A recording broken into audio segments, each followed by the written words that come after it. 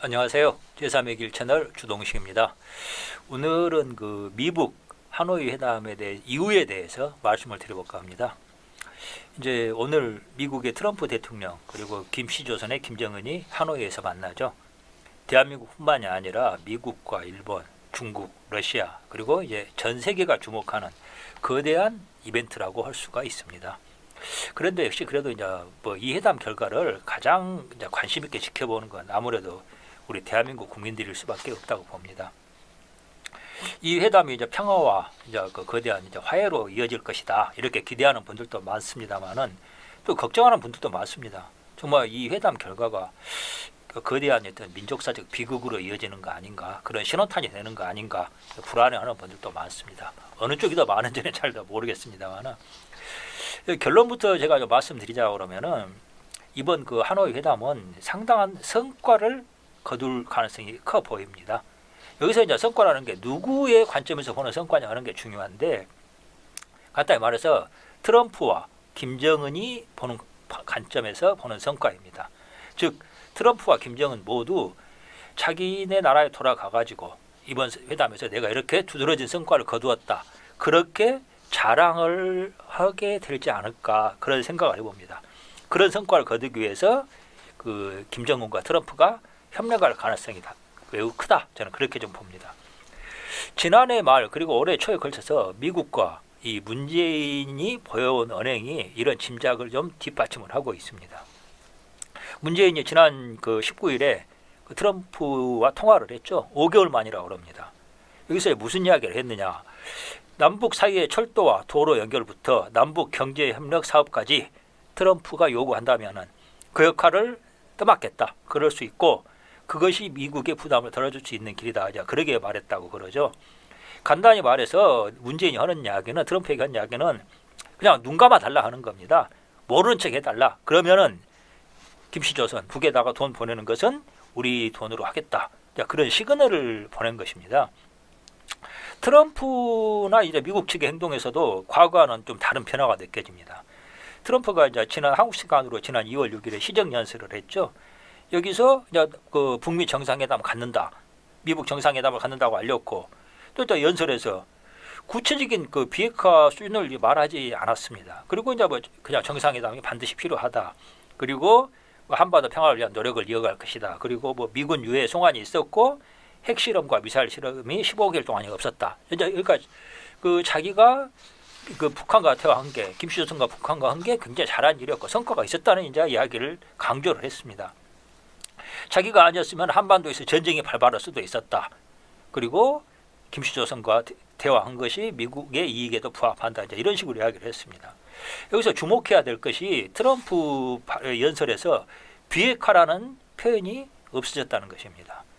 스티븐 비건 이제 대북정책 특별대표도 평양을 방문한 이후에 회담 장소가 하노이다, 그리고 이제 김씨조선이 경제적으로 엄청난 기회를 맞을 수 있다, 그런 이야기만 했고, 그 어떤 비핵화 조치가 필요한가 하게 대해서는 별 이야기를 하지 않았습니다. 미국 대화는 사실 우리가 여기서 좀 인정을 하고 이해를 먼저 전제를 깔아야 될 게, 미국 대화라는 것이 어떤 전제를 깔고 있는가, 우리가 알아야 될 게, 여기서 미국과 김씨조선이 만나는 건 싸우기 위해서 어떤 방식으로 싸울 것인가를 놓고 논의하기 위해서 만나는 건 아니라는 겁니다. 어떻게 관계를 정상화할 것인가를 놓고 실은 대화하는 자리라는 거거든요. 우리나라 특히 우파 국민들이 이 대목에 대해서 굉장히 엉뚱한 기대를 갖는 경우가 많습니다. 근데 이 기본적인 전제를 잊으면 안 됩니다. 미국과 김씨조선은 싸우려는 게 아니라 협상에서 성과를 내려고 만나는 거거든요. 이 만남의 성과는 궁극적으로 미국과 김씨조선이 국교를 수립하는 것을 좀 그 목표로 한다고 봐야 됩니다. 이제 그 김씨조선도 비핵화 조치 이전에 이런 걸 좀 해결해야 된다, 그렇게 이야기를 해왔고, 트럼프도 사실은 그 지난번 싱가포르 회담한 것 자체가 이런 접근을 원론적으로 좀 이제 깔고 전제를 인정하고 좀 수용한 것이라고 좀 봐야 됩니다. 사실 일부 전문가들은 이번 정상회담에서 미국 연락사무소 설치가 논의될 것이라고 지금 보고 있거든요.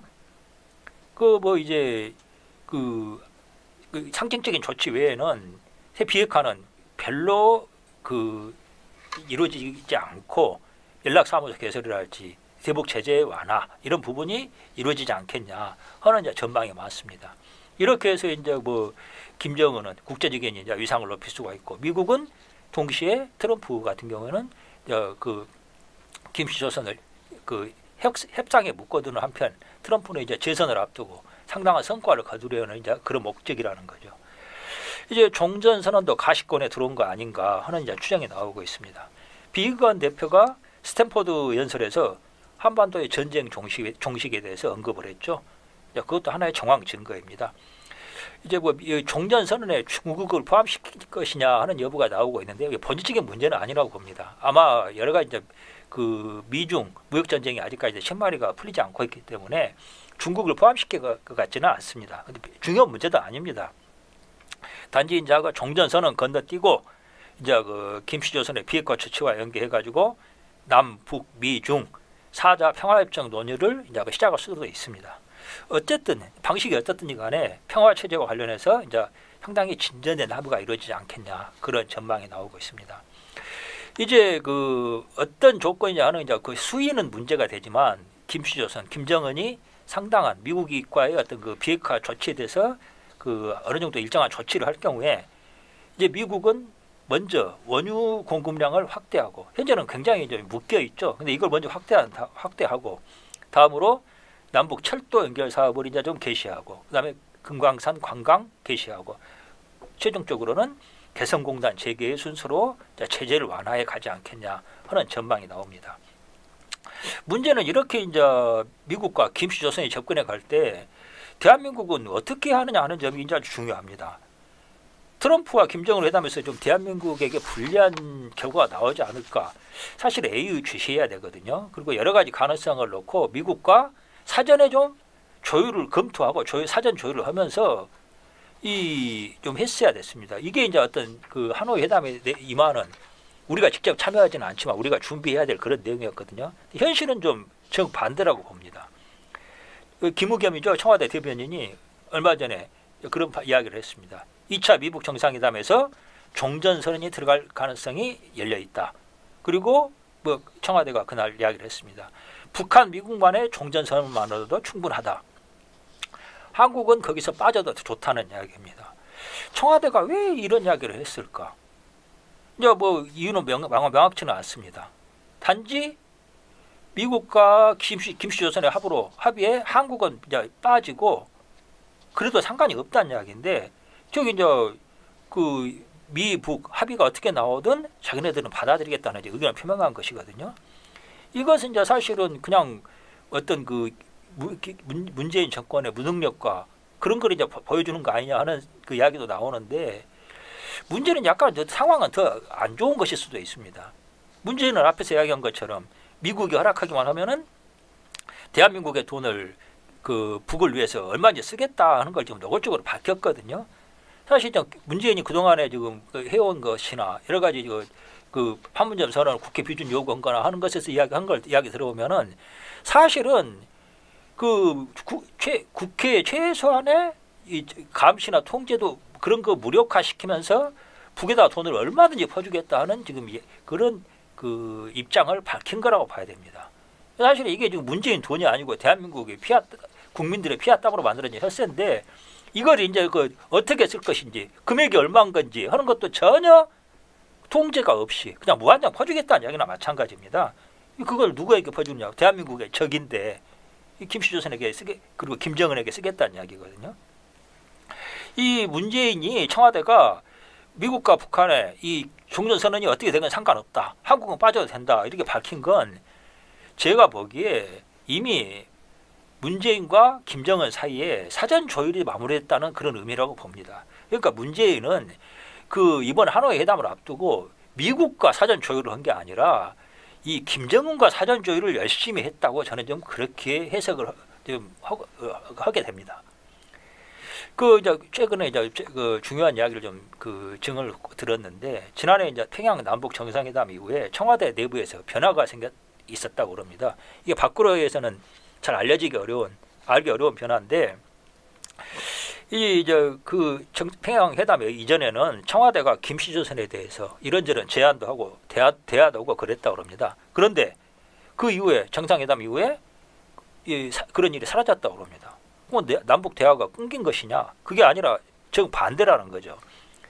이제는 남에서 북에 어떤 제안을 하거나 토론을 하거나 뭐 사안을 놓고 토론을 하거나 그런 게 아니고 북에서 내려오는 의견을 그냥 받아들이기만 한다는 겁니다. 그러니까 이제 대화도 아니고 김정은 쪽의 일정한 그 일방적인 지시를 그냥 받아들여서 아무 말 없이 그냥 이행하기만 하는 그런 역할만 한다는 이야기입니다. 임종석이 청와대 비서실장에서 물러난 것도 비슷한 맥락에서 해석해야 되는 거 아니냐.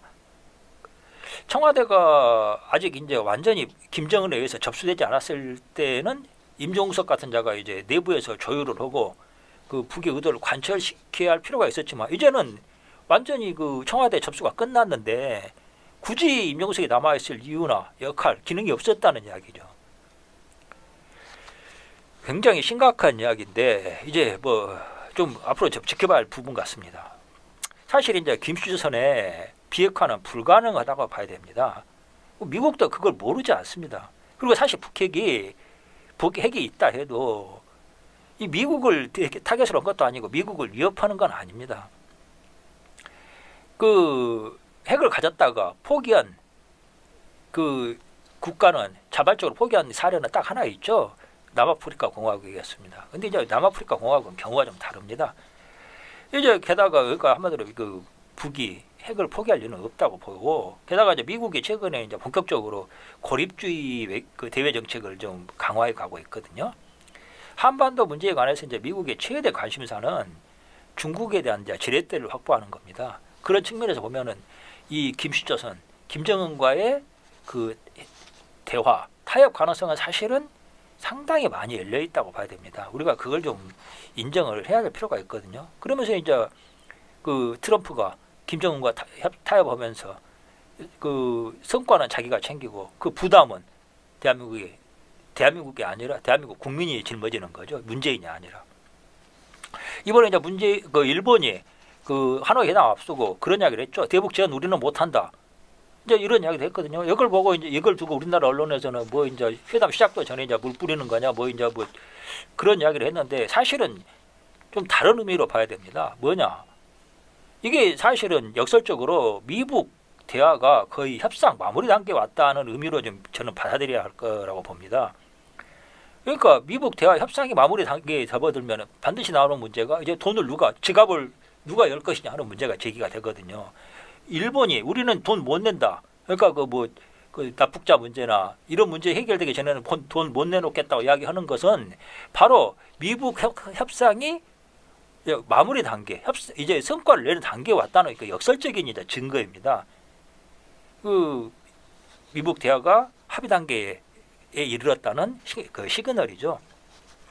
자, 문제는 이렇게 이제 그 미국이 북한에 이제 그 김씨조선에게 이제 그 줬을 때 김씨조선이 그 김정은이 어떻게 미국의 의도대로 움직여 줄 것인가? 이제 그 현재와 미래를 판단하는 가장 확실한 근거는 과거 얘들이 어떻게 해왔나 하는 것입니다. 이 그 김정은 일당은 털끝만큼도 신뢰를 보여준 적이 없어요. 우리가 이 사실을 잊으면 안 되거든요. 지금 뭐 이 상황에서 대한민국의 대통령이야 국가 지도부가 그 국가 방위 그리고 체제 수호에 확실한 신념을 가지고 좀 대응을 해야 됩니다. 그래도 위기 극복이 쉽지가 않거든요. 근데도 현실은 아주 정반대고 최악입니다. 오히려 김정은을 도와가지고 대한민국을 넘기려는 자들이 청와대를 장악하고 있는 거 아닌가 그런 의구심이 짙어져 갑니다. 이제 남은 건 그러면 이제 어떤 거냐? 이제 사실은 이런 전망을 하는 것은 굉장히 좀 그렇습니다만은 이렇게 지금 제가 지금 전망한 대로 그 하노이 회담의 결과를 내고 이렇게 계속 앞으로 이제 이런 그 방향으로 가게 될 경우에 남은 것은 이 대한민국 국민들이 북의 핵을 김씨조선의 핵을 머리에 짊어지고 살아가게 된다는 겁니다. 그러니까 이제 핵을 없애지도 못하고 또 대한민국의 그 권력을 쥐고 있는 자들은 김씨조선 편이고 어떻게든 김씨조선을 도와주려고 애를 쓰는 자들이고 그러면 우리 그 대한민국 국민들은 벌모로 잡혀가지고 피를 쫙쫙 빨리는 겁니다. 우리가 열심히 해서 그 일에서 벌어들인 거 전부 김씨조선한테 빨리게 된다는 이야기입니다. 더 심각한 문제가 있죠. 지금 대한민국 국내가 얼마나 친북 좌파 종중 좌파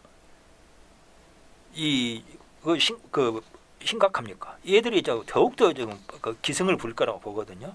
이미 저는 대한민국 권력이 한 90% 이상, 심하게 보면 99%가량이 좌파의 손에 넘어갔다고 봅니다. 뭐 행정부 권력부터 지방 권력, 그리고 뭐 이제 문화 권력 등등 이미 거의 다 넘어갔습니다. 남은 게 이제 사실 일부 국회의회 권력이거든요. 겨우 이제 숨만 쉬고 있는 거죠. 근데 이제 결국은 내년 총선에서 이 의회 권력까지도 완전히 가령 이제 견선을 200석을 넘게 그 좌파에게 넘겨줄 경우에는 대한민국은 이제 거의 끝난다. 저는 그렇게 좀 보고 있습니다. 내년 총선 그래서 대한민국이 살아남느냐, 그냥 김정은의 먹이가 되느냐, 버리는 이자 그걸 놓고 버리는 최후의 결정이 되지 않을까 그런 생각을 해봅니다. 오늘 여러 가지로 좀 뭐라 그럴까 우울한 말씀만 드렸는데 우리 이제 자유 시민들의 각성과 각오, 준비 어느 때보다 절실하다고 봅니다. 남은 시간이 많지 않은 것 같습니다. 같이 좀 고민해 주셨으면 감사하겠습니다. 들어주셔서 감사합니다.